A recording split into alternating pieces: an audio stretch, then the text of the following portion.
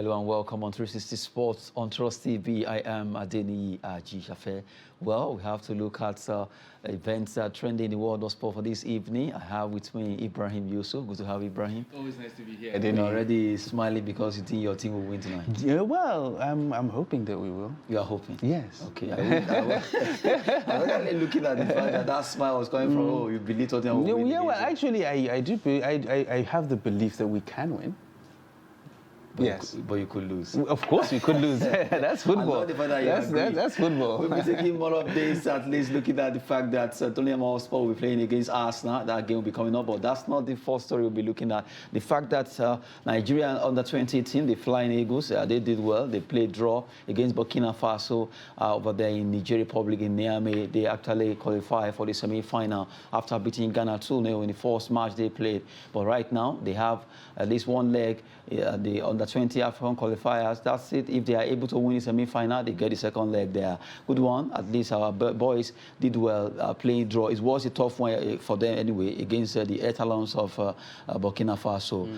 They really played their hearts out, but it ended 2-2. Ibrahim Muhammad, one of the scorers. Well, it's actually nice to see our age group players actually come into the fore. I mean, like, we used to be fantastic in these kind of things, you know, under 17, under 20, under 21, under 23. It used to be really amazing. We really dominated the world in all these Exactly, but now that is really not the case. I mean, like, when was the last time any of our boys did anything worthwhile, you know? So it's actually nice to see us start from somewhere. Hopefully, if we can be able to get these wins together, we'll be able to progress, and then hopefully get back to where we used to be. And I believe that will reflect on the Eagles as well, you know, because these boys, we hope, graduate and form the fulcrum of the Eagles, and then hopefully we can be able to do something worthwhile. As you recall, the likes of Crisantos, Macaulay, yeah, even the Osimhen that were shouting his name today, yes. They all play. Rabi Ibrahim, remember Rabi Ibrahim? Yes, but you know, sometimes our boys have this uncanny thing of fading into oblivion. But the reason is because most of these guys, let's just tell ourselves the truth, the real age that we showcase at that time. Exactly. It's not the real age. So you'll see a person that is like 27 or 28 coming to play under 16, under 17. That's like 10 years off. By the time that he's like 27 officially, he's really like 37. So that means he's at the twilight of his career. You understand? Exactly. He's at the twilight of his career. So I think that is one of the major problems we have with Nigerian football, and maybe African football in general. You understand? Because we have that. You know, we reduce ages of our players so that we can go and compete, and so we can be able to compete and win. We want to win momentum. Yes. Not looking at the long-term effects. Exactly. Now, look at Portugal. When they came to, I still recall, I still remember then when that particular squad, in fact, when you begin to think, okay, Lionel Messi was in 1999. Exactly, they were in Nigeria in 1999. They were there. How come we are still hearing? You understand? The Messi, Luis Figo. He was actually this. You remember? What I want to say, when I want to mention about Luis Figo, I'm not talking about Nigeria 99 now, but Luis Figo said when they played at one particular tournament they play, and people are now wondering how come Luis Figo stayed this long playing for Real Madrid, playing for Barcelona, and still making way for his country, Portugal. And you're like, oh, Luis Figo actually play in that same set of Nigerians then? Exactly. You'll be wondering. And when you look at it, you'll find there's actually no Nigerian that played in that tournament. He was nowhere to be found. He was nowhere to be found. Look at Tai Taiwo, Mikel, and Messi. Exactly. They were all in 2005. Yes, they were all in 2005 in Holland. You understand? Messi is still there. You know, at least Mikel, we heard him in Stoke City. Yeah, he was in Stoke City for a while. But Taiwo is nowhere to be found. Even the Mikel, although to some extent his own age was not too. Yes, but he's still. I think he's still playing. But Taiwo is nowhere to be found. No, he's playing in Finland. Taiwo is in Finland. That is the thing. Yes, he's in Finland. Yes. You know. I noticed that the fame. The strength, the performance. Because the performance will go down. The performance will go down because, to face it, you're old. You understand? And we know how it is. And when the football, when the performance drops, the fame drops. Exactly. Nobody will want. Who will want to sign you? Who will want to sign a 37, 38-year-old or 40-year-old guy to come and say, if you're not Zlatan Ibrahimovic? You understand? And how many Zlatans do we have? How many Ronaldo do we have? Exactly. How many Ronaldos do we have? You understand? You know, you can actually count these guys that played into their late 30s and early 40s. You know, apart from goalkeepers that have very, very solid longevity. Their own lifespan is exactly. It's actually quite different. But you see, when our Nigerian guys, you hear that a person is 32 and his career has completely ended. As in, he has nothing more to offer. Add questions concerning Ibrahim, the one we just mentioned. Where is Rabiu Ibrahim? Rabiu exactly. I think it's in Czech Republic or Slovakia. Thereabout. I remember I was playing for a club called Trenčín. So after that, nothing is happened. I'm sure. I think that should be Slovakia. So that is the thing. If you are at the peak of your career, you won't be playing in Slovakia. That guy should still be playing.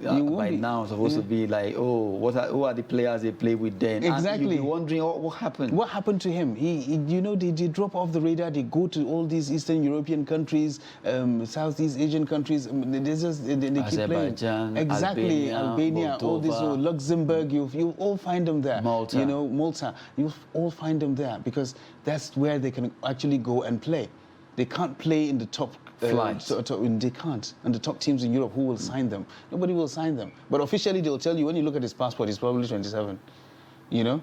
But his career has already ended because he's almost 40. That, this thing you just mentioned. Now, this age, I don't want to call it age cheat now, but it's age cheat. That's what it is. I think it's getting better. Recently, the MRI scan, to some extent, and MRI has mitigated some of it.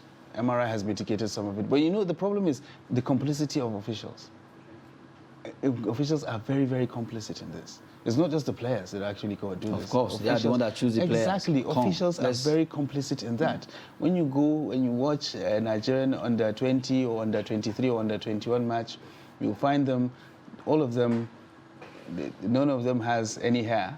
Because they've scraped everything so that you will see exactly. So you look young, you know. They've removed but some of these guys are young. All the mustaches they have and whatnot. Afro style. Yes, and that's the thing. You know, we know what our average 15-year-old looks like in Nigeria. You understand? That's why that MPFL La Liga under 15, really, you know that these are only under 15. When you say under 15, we're talking about kids that are in SS1, SS2. You understand? GS3. Exactly. From GS3 to SS2, that's when you find under 15. Not in a situation whereby you say you're going to watch under 17 train and then they're living with their wives and daughters after the training exercise. You understand? So that's how it is. Well, I believe MRI has mitigated some of this, you know, and it has reduced it to a very large extent. Then the fact that that seems to be more sensation concerning that now, that I noticed that, okay, recently, even though despite MRI scan, a lot of coaches and also the body that gets these players are beginning to reduce that cheating. Yes, because they're actually starting to look at the bigger picture. You understand? It's not just here and now. Yes, we can gather 27, 28, 29-year-old guys to go and play under 17 and we'll win. Definitely. After 2 years, those guys have faded into oblivion and we were nowhere. But if you actually get... Just don't keep the cup. Exactly. When you get the 16, 17-year-olds, they'll graduate to play under 20. You understand? Together, they'll graduate to play under 23, and then they'll move on to the national team. So you have continuity. You have a fulcrum of players that have actually been together for a long time. That is when you start talking about having projects.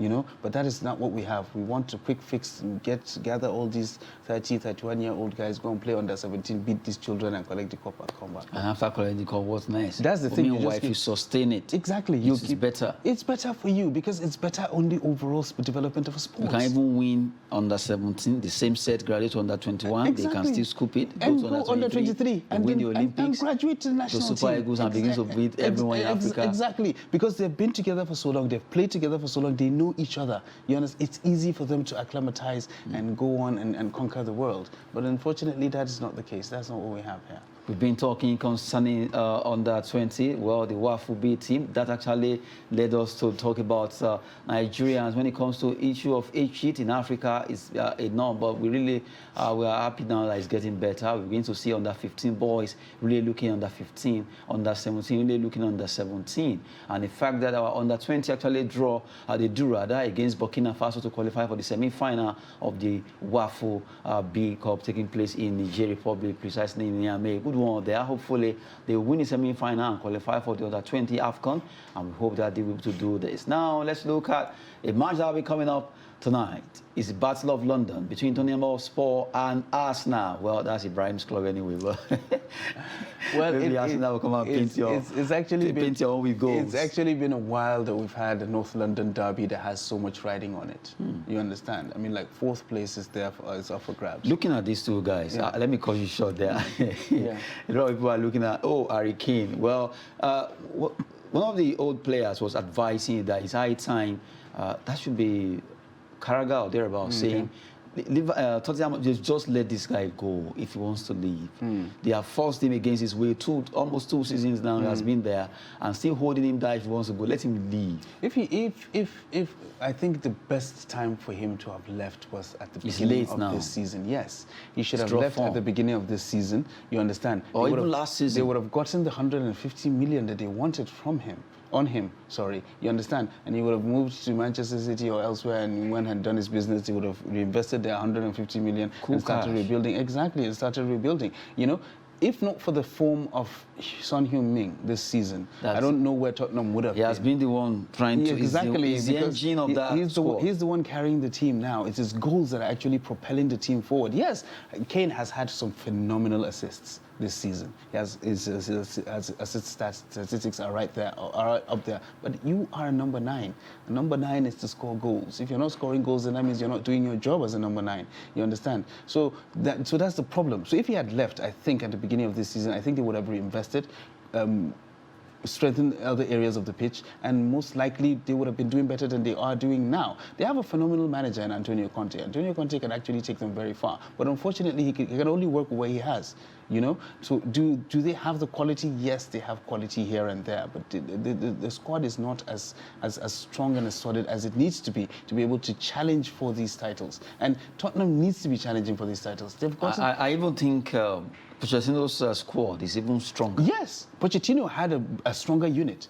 Pochettino had a stronger unit, he had better players, and they were together for a while. You understand? He had time, he built his players, they were consistent. Unfortunately for him, when they reached the Champions League final, he thought they had arrived, and he didn't do anything to that particular squad. He didn't do anything to it, and then the decline started. That was the problem. Instead of him to look at what was missing, fix it. Exactly, fix it so that you can make that final push. You know, and if they had lifted the Champions League that year, my goodness, it would have been absolutely phenomenal for them. You know, so that's the current situation Tottenham is in right now. And at one point, they had their destiny in their hands. Arsenal was there floundering. You know, they couldn't get the points together. Tottenham had the upper hand, and somehow they lost it, because right now Arsenal is on top. They have the upper hand. If Tottenham doesn't win today, then that means there's goodbye to the Champions League next season, which is going to be tough on them. You know, and I don't see Arsenal too knows what the importance of this. Exactly, and they're in a very good vein of form right now. You understand? They're in a rich vein of form. They've been winning a couple of their matches, getting the points together, and they know how important this is. They need to return to the Champions League because they haven't been there for a while. So they need to return to the Champions League, if not for anything, you know, to get the fans behind them, to be able to get the money to work in the transfer market, and for the prestige as well. At least they know that they are playing in the Champions League. That is something phenomenal as well. So just like I said earlier, we haven't had a North London derby that has so much riding on it for a very long time. So this is going to be quite an interesting one to watch. Let's see what happened between Tottenham and Arsenal tonight. That game will be coming up between the two clubs, although it's a derby, the Battle of London, you can call it that. But we wait to see who carried the day. We're still looking at fixtures this time around. Let's go to La Liga Santander. Let's look at games that will be coming up there, where Real Sociedad will be playing against Cadiz, Villarreal away to Rayo Vallecano, and you have Real Madrid, the Kings, the Los Merengues also celebrating already. Well, they just have to play for pride against Levante. From the way I see it, Ancelotti should just play the newest 11. Let them. Yeah, exactly. Because he has one eye still on the Champions League final. Yes. So rest your boys. Let he doesn't garnish them with old player, maybe two. Exactly. 8. Bring the B team over. Have them have a feel of what it means, what it feels to play in the top flight. I mean, like, he doesn't really need to stress it. He doesn't need to prove anything to anybody. He doesn't need to win any more games. He's already won the title, and he has one eye on the Champions League right now. So I think that is what he needs to do. All he needs to do is just rest these guys. Let them rest, and maybe just bring them in second half and just to warm up. And most likely that's what's going to happen. Of course, because there are players that have been there that have not played almost throughout the whole season. So this is an opportunity for them to be like, okay, to come and play a couple of games at the end of the season. Do your business. Since the business has already been done. All right, come out and make your case for next season if you can. If you want to stay here, come out and stake a claim and see if you can be able to do anything worthwhile. Well, we've been looking at La Liga. Matches will be coming up there. Real Madrid, well, they just have to play for pride. Looking at those fixtures there in the La Liga Santander. Now, the big one is the fact that Inter Milan, they celebrated, they won their Coppa Italia for 11 years. They've been pursuing that. But this time around, they did it against Juve. What seems to be wrong? Juve, well, to me, it's not wrong anyway. Since they've dominated Italy for 9 years, let them taste the pea they've been putting on people's mouths. Yeah, actually, they've reached the pinnacle. And now the only way to go now is down. There's nowhere for Juve to actually go. It happens to all teams. Exactly. They've had their years of dominance. I mean, like, absolutely, they blew everyone out of the water to win those championships that they actually garnered over those years. Nobody could hold a candle to Juventus, you know. So right now, that's why they don't have anybody's sympathy now that they're going through what they're going through, you know. Everybody seems to be, all right, fine, it serves them right. They've been there all this while. Let them get a taste of their own medicine as well. Really, as a Milan fan, yesterday's final was a final that I really didn't care who won. As far as I was concerned, I wanted both teams to lose. But the lesser of two evils was Inter winning. Your eyes on Scudetto. Exactly. They could go win the cup. Yeah, they could win the cup. And stay with that. Yes. But from the weights, I think this one could actually spur Inter Milan to action, because looking at this, now they are eyeing a brace of cup now. They are looking at, okay, we can also go for... But the thing is, although they are truly with 2 points. It's not in their hands. They have to pray that Milan slip up. That is the thing. Because if they win all their matches and Milan win all their matches, 2 points then there's nothing they can do about it. Milan need 4 points from their last 2 games now to win the title. So it's out of Inter's hands. So whether they get spurred or not, they really can't do much about it. The only thing they can do is to do their own business, all right? The matches that are in front of them, win those matches, you know? And we actually thought that we were going to do that when they slipped up against Bologna. And that's what opened the door for Milan now, that Milan is topping the table and is going into the last round of matches with the upper hand. But I just hope that Milan will not be complacent, because at times, after that loss to Bologna, we're talking about Inter Milan, now, AC Milan, yes, they top it with extra 2 points, and I just hope they will not. You see, the problem with Milan most likely will not be complacency, but inexperience. That is probably what's going to get them at the end. The players they have exactly now. The players that they have right now. Because if it were to be the old AC Milan, they have whatever you want to call experience, they have it. Exactly, but this crop of Milan players are grossly inexperienced, and that may be what will be their Achilles heel at the end of the day. Yes, but they have the determination, they have the grit. They've been grinding out results. You know, 1-0 here, 1-0 there, 2-1. You know, they've been grinding out those results, displaying the stuff of champions. And of course, they did very well against the top teams this season. You understand? They did absolutely very well against the top teams, and nobody gave them a chance because they were a very young team. There were no big stars. The coach hasn't really done anything worthwhile. Purely hasn't, right? Yeah, he hasn't done anything. Yeah, and then there's the Ibra factor. I think that's something that is there. He doesn't have the minutes in his legs anymore, you know. But there's this. You know, that's hype. Exactly. That strength. There's this inspiration that he actually gives in the dressing room, that the players look up to him, and he's able to give them the required motivation for them to go out and do the business. Plus his stature again. Exactly.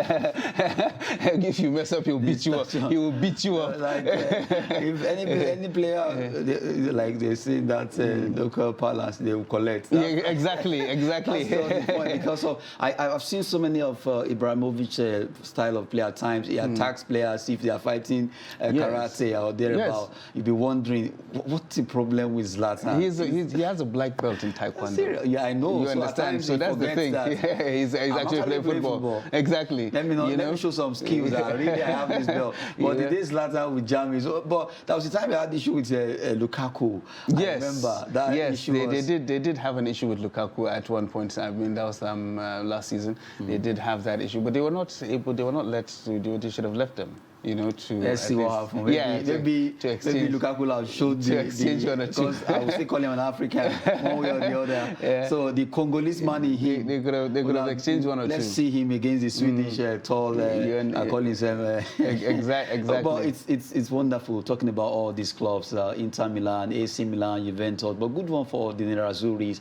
They were able to scoop that cup, Coppa Italia. Good 11 years they've been pursuing it, but they got it this time around. And you see, anytime Inter Milan wins a cup, it's always a special one. I remember when Jose Mourinho won them the Champions League. It was a special one. They really suffered to get it, and they got it in a very convincing way. I will never forget how that actually happened. Good one. Inter Milan, Juventus, winning 4-2. Ivan Perisic, was a fantastic performer. Also from Kalhanoglu, the Turkish man, who actually showed his class concerning that game. Lautaro Martinez, the entire squad of Inter this season, they are looking at, well, if they can scoop another one, let's wait and see what will happen between them and AC Milan. It's down to the wires, 2 points ahead. That's for AC Milan. The Rossoneri's, as AC Milan is called, they are trying to also make statement. Wait to see that. But for the old ladies, well, Juventus right now, they have nothing to show for this season, and it's not part of their style.